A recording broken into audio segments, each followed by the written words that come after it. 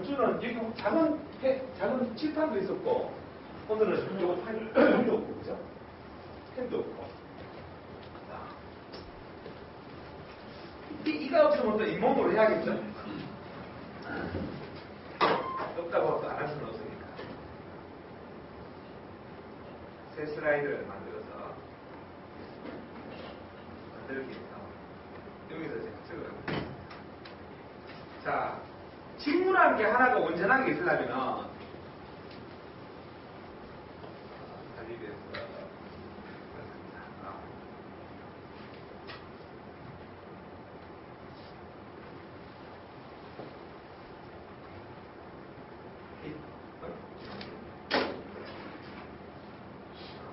작업이 하나 이게 완전하게 있으려면요, 이 직무를 통해서 어떠한 성과를 내야 되는지 성과가 명확해야 돼요. 그 직무가 반드시 존재하는 목적은 어떤 조직에 어떤 성과를 내기 위해서 존재하기 때문에 그 직무를 어떤 성과를 창출하기 위해서 존재하느냐, 그게 바로 성과 책임이거든요. 한글로.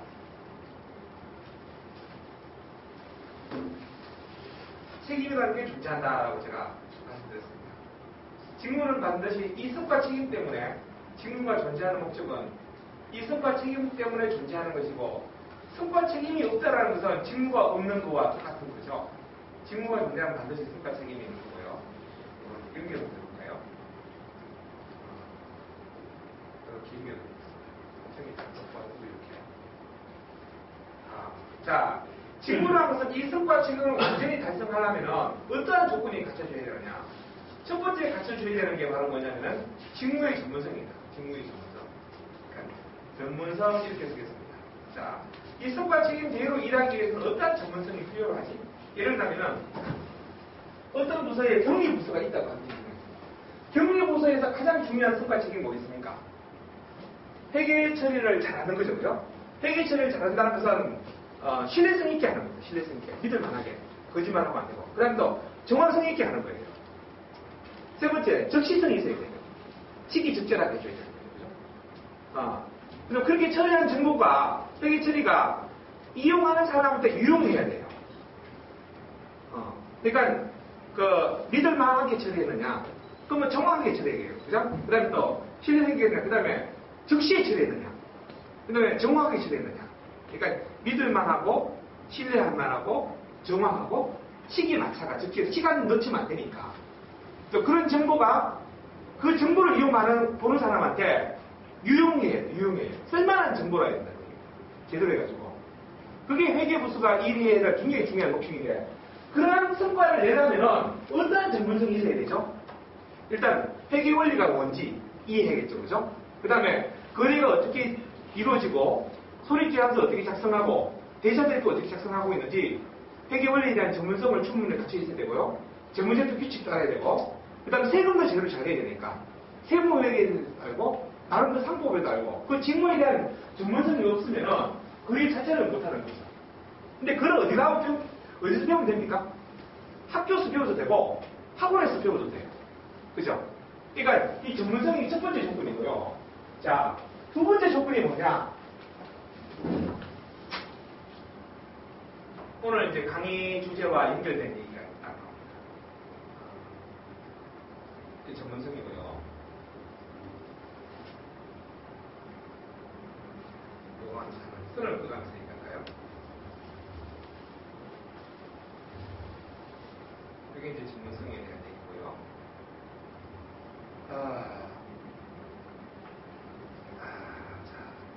자, 두 번째는 바로 한피상식 영양이에요.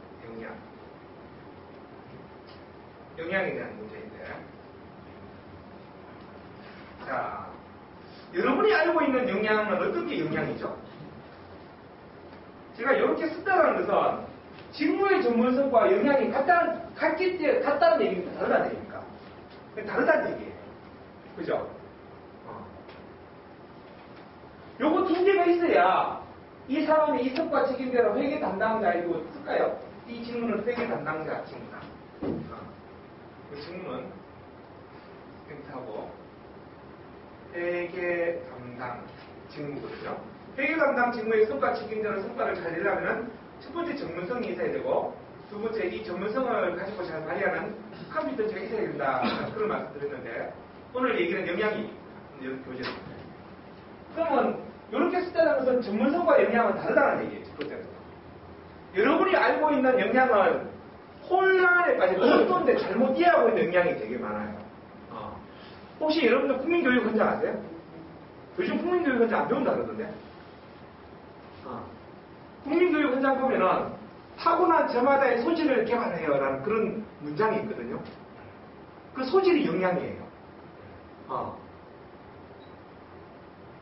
타고난 저마다의 소질, 앞에 타고났다는 말이 뭐예요?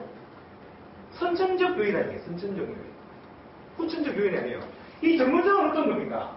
후천적 요인이에요. 학교 가서 공부하면 되는 거예요. 근데 회계를 한다는 데 필요한 영향이 뭘까요? 첫째, 철저한 확인력이라는 영향이에요. 철저한 확인력.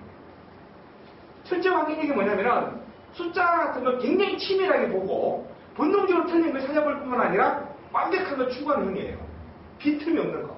한마디로 꼼꼼한 거. 근데 그건 상당히 타고나요. 후천적으로 개발이 좀 잘 덜 되는 편이에요. 두 번째, 분석적 사고 같은 거거든요. 분석적 사고. 어떤 숫자에 대해서 끊임없이 나눠서 추측해보고자 하는 그런 사고입니다. 그게 회계 실무 담당자한테 굉장히 중요한 컴피턴시인데, 이제, 자, 회계의 전문성은 있으나, 회계 쪽 영향이 없으면 어떤 일이 일어납니까? 어떤 일이 일어날까요? 첫째, 본인이 일에 스트레스를 받아요. 본인이요. 두 번째, 네? 업무율도 떨어지고, 세 번째, 그 조직의 문제를 야기시켜요. 그 영향 때문에. 그 장본인이 바로 저입니다, 제가 그런 경험이 있어요. 저는 중소기업은행에서 공고사직을 다녔거든요. 고등학교 3학년 때. 저는 고등학교 선고를 왔는데 후기를 되게 잘했어요. 추산 일단 후기 1급을 땄습니다. 고등학교 2학년 때요. 그러니까 우리나라 전국 후기 실무 경진대회에서 전국에서 5등했으니까, 그러니까 손익계산서 대차 대표를 보고 추정 재무제표 작성제 5만 원 줬어요. 추석까지로. 그러니까. 근데 제 첫 직장이 어디냐면 그전 예비고사 시절인데, 예비고사 딱 처음 치고 발령받은 곳이 그 기업은행, 중소기업은행 무전동 부산에 있는 지점이었어요. 근데 처음 가서 하는 업무가 계산 보는 업무였거든요. 그 당시에는 지금처럼 은행이 발달하지 않아서 하는 지점에 한 50명 정도 회원들이 있었어요. 4, 50명 있었는데, 그날 입금 쪽하고 출금 쪽 대차를 맞추는 일이었어요.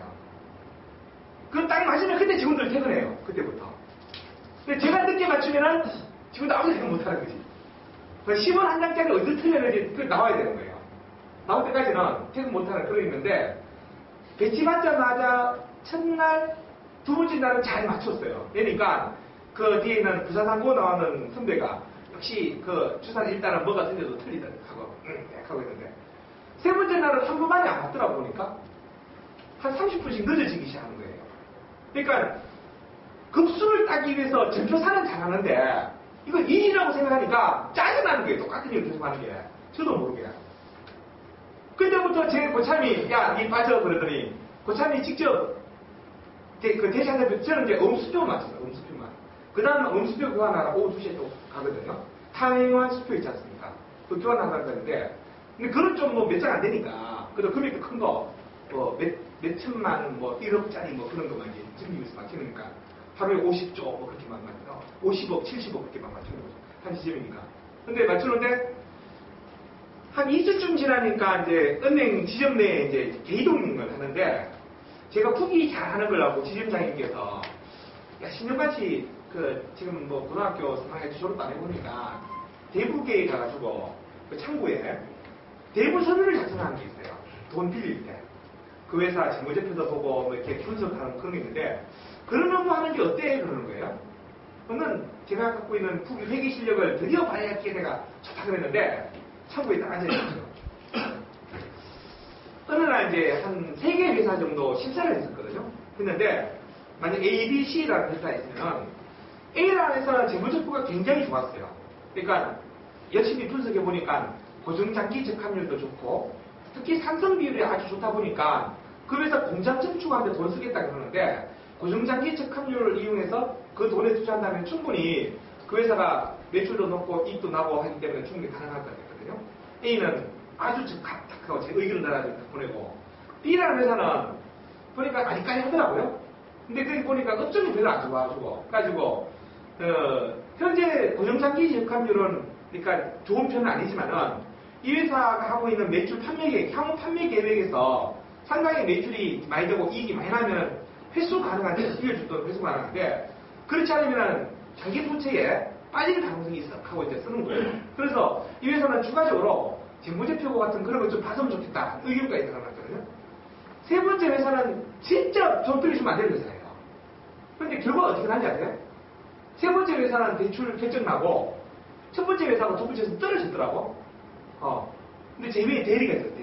은행 대리가 있는데 저는 고등학교 3학년 아니 졸업도 안 하는데 상고 나와 있는 친구 앉아있는 그런 편이었고 제 컴피텐시 때문에 일어나는 일이에요. 제 역량 중에서 여러분 뒤에 좀 있으면 나오겠지만 몇 개의 아주 강한 역량이 있어요. 그래서 제가 그 대리한테 물어봤죠. 그 대리님 제가 보기에는 제가 쓰는 의견인데 저는 이렇게 했으면 좋겠다고 쓰는데 왜 그게 전부 다 무시되고 이렇게 결론이 났습니까? 그러니까 이 뭐라 그때 그러는 거예요. 여러분은 어떻게 합니까? 그 상황에. 여기서부터는 그 사람이 어떤 영향을 갖고 있냐에 따라서 행동이 달라지는 거예요. 주도성이나 자신감의 영향이 없는 사람은 가만히 있어요. 근데 저는 그게 아주 강하거든요. 제가 왜 가만히 있어야 되는지 딱 그거랑 그 얘기하는 거예요. 그리고 왜 제가 한 대로 안 되는 이유를 저한테 설명해 줘야 되는 거예요. 다 위에서 결정하는 거다 그런 거예요. 그럼 저한테 알려줘 달라고. 이유는 알려줄 수 있지 않냐고. 내가 보기에는 이 회사는 장기 부채가 어떻고 유동 부채가 어떻고 그다음 고정장기 업장률이었고 상품에는 막 설명하니까 그 대리가 이 새끼 봐라 이렇게 하는 거예요. 뭐 제가 또 목소리 커지기 시작했죠. 50명 다 있는 데서 정식 임원도 아닌 제가 아니 왜 저한테 욕하냐고. 제가 이게 잘못한 건 아니고 제 나름대로 열심히 분석해가 제출했는데 왜 그걸 가지고 그런 식으로 욕하시냐고 그러니까 이 자식 봐라 이렇게 하는 거예요. 소리가 올라오는 거예요. 계속 따졌던 거예요. 그러니까 옆에 있는 다른 사람이 와서 지금 하더라고. 내가 난 뭘 잘못했는지 난 모르겠다 그러겠어요. 지금 이 순간에도 그 다다음 날부터 그 대리가 나한테 일단 일을 안 들어보니까 아무 일도 안 돼. 놀았어요. 딴책 보고 그리고 뭐 이 언니 뭐 이래 하면서 그러니까 뭐 이제 뒤에 재무제표 뭐 나중에 보고 이렇게 보고 그러다가 뭐 다른 공부 있지 예비고사 시험 치는 거 이렇게 하는데 그러니까 지점장이 오시더라고. 그때가 이제 만 2개월 지나자마자 딱 돼요. 신용관 씨는 왠지 은행하고 안 맞는 것 같다 그러더라고요. 저도 그렇게 생각합니다 하고 3주 딱 읽어주고 그때 딱 7주 사직서부터 쫙 기가 이렇게 읽어주더라고. 사직서 생년월일 4번 그 다음에 본인은 어쩌고 동그라미 치고 신용관 근데 그랬어요. 그게 제 첫 직장에 정식 직원은 아니었지만은 수습병원 때의 추억이에요. 이게 뭐 때문에? 직무의 전문성 때문입니까? 직무의 전문성은 과학을 했지 흘러 넘치죠. 컴퓨터시 역량 때문에 역량 때문에 역량이 그러니까 그쪽 은행 정도에서 요구하는 역량과 제가 갖고 있는 컴퓨터시가 안 맞는 거예요. 그냥 안 맞는 거예요. 일어나는 거예요. 그러면 이 컴퓨터 역량이 뭔가? 그러면은 이 직무 중심 조직에서 사람이 제대로 일하려면은 직무의 전문성과 역량이 일치되는 사람이 이 직무를 맡게 되면 반면이 반드시 성과라는데 이게 일치되지 않는 사람이 들어가면은 본인도 힘들 뿐만 아니라 주변 모든 사람을 피곤하게 하고 조직의 효율성도 아니라 생산성도 떨어질 뿐만 아니라 본인도 뭐 이렇게 성과가 안 나는 그런 조직이 되게 많아요. 자, 문제는 이런 영향이 사람과 사람 사이에서 팀워크로도 나타난 겁니다. 팀워크로. 여러분들 남자와 여자가 헤어지는 문제의 99.9%가 무슨 문제 같아요?